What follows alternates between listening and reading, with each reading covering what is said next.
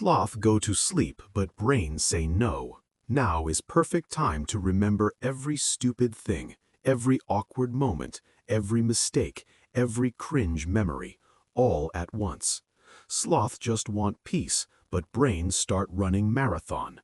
So what sloth do? Sloth open glowing screen. 1 video, 2 video, 10 video, 100 video, 500 videos later, 2 hours gone. Body tired, eyes dead, brain still awake. Now sloth stuck. Scroll or suffer. Both bad. Sloth think, maybe I am lazy. Maybe something wrong with me. Wrong. Sloth not broken. Sloth just level 0 sleeper.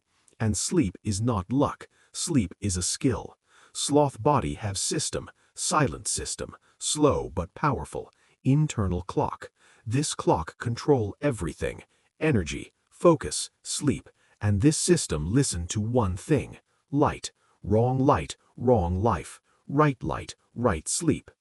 So sloth fix system. First, morning light, wake up, don't stay lying, move, find sunlight, let it hit eyes, no phone. This signal go directly to brain, start day, and when day start right, night becomes easy.